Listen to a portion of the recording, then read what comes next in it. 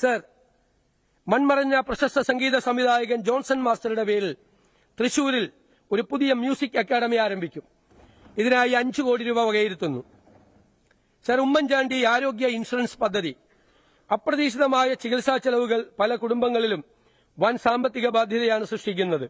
ഇത്തരം ബാധ്യത ലഘൂകരിക്കുന്നതിനും കുടുംബങ്ങൾക്ക് കൈത്താങ്ങാകുന്നതിനുമായി എല്ലാ കുടുംബങ്ങൾക്കും 25 ലക്ഷം രൂപയുള്ള സൌജന്യ ഉമ്മൻചാണ്ടി ആരോഗ്യ ഇൻഷുറൻസ് പദ്ധതി നടപ്പിലാക്കും. ഇത് ഇന്ദിരാ ഗ്യാരണ്ടിയുടെ ഭാഗമാണ്. ഇതിന്റെ പ്രാരംഭ ചെലവുകൾക്കായി 10 കോടി രൂപ വകയിരുത്തുന്നു. സർ, പാചകകലാ ഇൻസ്റ്റിറ്റ്യൂട്ട് കേരളത്തിന്റെ തനതായ പാചകകലയെയും രുചികളെയും ലോകത്തിനു മുന്നിൽ പരിചയപ്പെടുത്താനും പാചകകല, ബേക്കറി, ഹോട്ടൽ മാനേജ്മെന്റ്, ഭക്ഷ്യ ഉൽപാദനം, ഭക്ഷ്യസുരക്ഷ എന്നിവയിൽ പരിശീലനവും വിദ്യാഭ്യാസവും നൽകുന്നതിനായി പാചകകല ഇൻസ്റ്റിറ്റ്യൂട്ട് സ്ഥാപിക്കും. പ്രൊഫഷണൽ ഷെഫുമാരെ പരിശീലിപ്പിക്കുക, ഭക്ഷ്യവ്യവസായത്തിന് വിദഗ്ധരെ സൃഷ്ടിക്കുക, പാചക മേഖലയിലെ നവീകരണവും ഗവേഷണവും പ്രോത്സാഹിപ്പിക്കുക, ഹോസ്പിറ്റാലിറ്റി മേഖലയിലെ തൊഴിലവസരങ്ങൾ വർദ്ധിപ്പിക്കുക എന്നിവയാണ് പാചകകലാ ഇൻസ്റ്റിറ്റ്യൂട്ടിലൂടെ പ്രധാനമായും ലക്ഷ്യമിടുന്നത്. ഈ പദ്ധതിക്കായി പ്രാരംഭമായി 2 കോടി രൂപ വകയിരുത്തുന്നു. Sir, Kerala disaster resilience program. ഉരുൾപൊട്ടലുകൾ, തീരശോഷണം, മുണ്ടകൈ ചൂരൽമലയിലെ ഹൃദയഭേദകമായ ദുരന്തം, വെള്ളപ്പൊക്കങ്ങൾ എന്നിങ്ങനെ നിരവധി വിനാശകരമായ പ്രകൃതി ദുരന്തങ്ങൾ കഴിഞ്ഞ ദശകത്തിൽ കേരളം നേരിട്ടു. ഓരോ ദുരന്തവും ശാസ്ത്രീയമായ തയ്യാറെടുപ്പിന്റെയും മുൻകരുതലിന്റെയും അനിവാര്യത വെളിപ്പെടുത്തിയിട്ടുണ്ട്. ഇതിനായി നിലവിലുള്ള സംവിധാനങ്ങൾ കൂടുതൽ മെച്ചപ്പെടുത്തേണ്ടതുണ്ട്. പ്രത്യേക മുന്നറിയിപ്പ് സംവിധാനങ്ങൾ, കാലാവസ്ഥാ modelling, Jio spatial intelligence, risk analytics, അടിയന്തര പ്രതികരണ ഏകോപനം എന്നിവ സമന്വയിപ്പിക്കുന്ന ഒരു അത്യാധുനിക കേന്ദ്രമായി കേരള ഡിസാസ്റ്റർ റെസീലിയൻസ് പ്രോഗ്രാമിന്റെ ഭാഗമായി കേരള ഡിസാസ്റ്റർ റെസീലിയൻസ് സെന്റർ സ്ഥാപിക്കും. സർ, കാലാവസ്ഥാ വ്യതിയാനം സൃഷ്ടിക്കുന്ന ദുരന്തങ്ങളുടെ പ്രതിരോധത്തിനും സ്ട്രാറ്റജിക് സംവിധാന കേന്ദ്രം നിലവിൽ വരുന്നതിലൂടെ ദുരന്ത നിവാരണത്തിലും ഇത് കേരളം ഒരു മാതൃകയായി മാറും. ഈ പദ്ധതിയുടെ നടത്തിപ്പിനായി 15 കോടി രൂപ വകയിരുത്തുന്നു. Sir, Kerala school of planning, architecture and design. ആഗോളതലത്തിൽ ഡിസൈൻ, ആർക്കിടെക്ചർ മേഖല ദ്രുതഗതിയിലുള്ള മാറ്റങ്ങൾക്ക് വിധേയമായി കൊണ്ടിരിക്കുകയാണ്. സമകാലിക ഡിസൈൻ വിദ്യാഭ്യാസം ക്ലാസ് മുറിയിലെ പരമ്പരാഗത വിദ്യാഭ്യാസ രീതിയിൽ നിന്നു മാറി സൃഷ്ടിപരവും നൂതനവും വിമർശനാത്മകമായ ചിന്തയും നേതൃപാടവ കഴിവുകളും പരിപോഷിപ്പിച്ചുകൊണ്ട് വിവിധ പഠനശാഖകളും വ്യവസായ അധിഷ്ഠിതവുമായൊരു മാതൃകയിലേക്ക് മാറേണ്ടതുണ്ട്. ഈ ലക്ഷ്യം സാക്ഷാത്കരിക്കുന്നതിന് PPP മോഡലിൽ Kerala school of planning, architecture and design സ്ഥാപിക്കുന്നതിനുള്ള നടപടി കൈക്കൊള്ളുന്നതാണ്.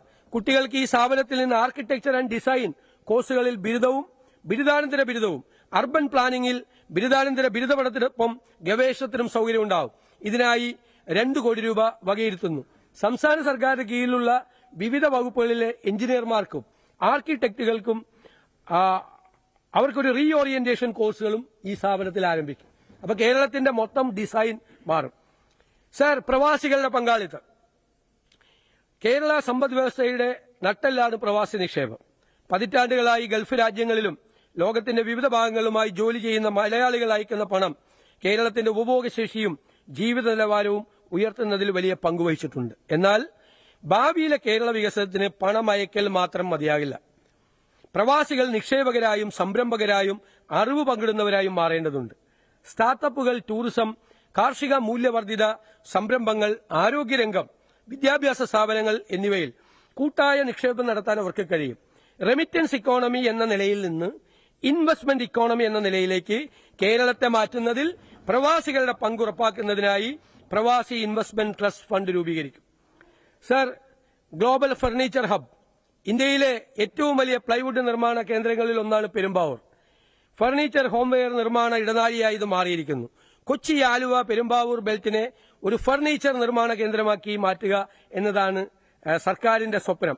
ഗ്ലോബൽ ഫർണിച്ചർ ഹബ് ഈ പദ്ധതിക്കായി 10 കോടി രൂപ വിലയിരുത്തുന്നു. സർ, ഇന്ന് ഇന്ത്യൻ സ്വർണ്ണാഭരണ വ്യാപാര രംഗത്ത് ഏറ്റവും ശ്രദ്ധേയമായ സംഭാവനകൾ നൽകിയിട്ടുള്ള സംസ്ഥാനമാണ് കേരളം. ഇന്ത്യയിലെ ഏറ്റവും വലിയ സ്വർണ്ണ ഉപഭോഗ സംസ്ഥാനമാണ് കേരളമെങ്കിലും സ്വർണ്ണാഭരണ നിർമ്മാണ മേഖലയിൽ പിന്നിലാണ്. നമുക്ക് കേരളത്തെ ഒരു സ്വർണ്ണ വിനിമയ കേന്ദ്രമാക്കി മാറ്റാൻ സാധിക്കും. ഇതിനായി കൊച്ചി, തൃശൂർ ബെൽറ്റിനെ ഒരു പ്രധാന ആഭരണ നിർമ്മാണ ഇടനാഴിയാക്കി മാറ്റേണ്ടതുണ്ട്. സ്വർണ്ണ വിനിമയ കേന്ദ്രവും ആഭരണ നിർമ്മാണ പാർക്കും സ്ഥാപിക്കുന്നതിന് സർക്കാർ പിന്തുണ നൽകും. സർ, ഈ പദ്ധതിക്കായി ഗ്ലോബൽ ഗോൾഡ് ഹബ്ബ് സ്ഥാപിക്കുന്നതിനായി 10 കോടി രൂപ വകയിരുത്തുന്നു. Sir, Thiruvananthapuram Kozhikode light metro അടിസ്ഥാന സൌകര്യ വികസനത്തിൽ ഈ 2 നഗരങ്ങളിലും മുൻപന്തിയിലെത്തിക്കുന്നതിന് കാലാകാലങ്ങളിലായി വിവിധ സർക്കാരുകൾ വാഗ്ദാനം ചെയ്യുകയും എന്നാൽ ഇതുവരെ നടപ്പിലാക്കാൻ സാധിക്കാതെ വന്നതുമായ തിരുവനന്തപുരം കോഴിക്കോട് ലൈറ്റ് മെട്രോ പദ്ധതികൾ ഈ സർക്കാർ നടപ്പാക്കും. സർ, ഈ പദ്ധതിയുടെ പ്രാരംഭ പ്രവർത്തനങ്ങൾക്കായി 20 കോടി രൂപ വകയിരുത്തുന്നു. Sir, Gen Z and new gen technology ഇന്ന് ലോകത്തെ ഏറ്റവും വേഗത്തിൽ മാറ്റിമറിക്കുന്ന ശക്തികളിലൊന്നാണ് ജെൻസി. ഡിജിറ്റൽ യുഗത്തിൽ ജനിച്ചു വളർന്ന ഇവർക്ക് സാങ്കേതികവിദ്യ ജീവിതത്തിന്റെ അവിഭാജ്യ ഘടകമാണ്. Robotics, data science, internet of things, virtual reality തുടങ്ങിയ മേഖലകളിലെ മുന്നേറ്റങ്ങൾ ഇവർ ഏറ്റവും വേഗത്തിൽ സ്വീകരിക്കുകയും പ്രയോജനപ്പെടുത്തുകയും ചെയ്യുന്നുണ്ട്.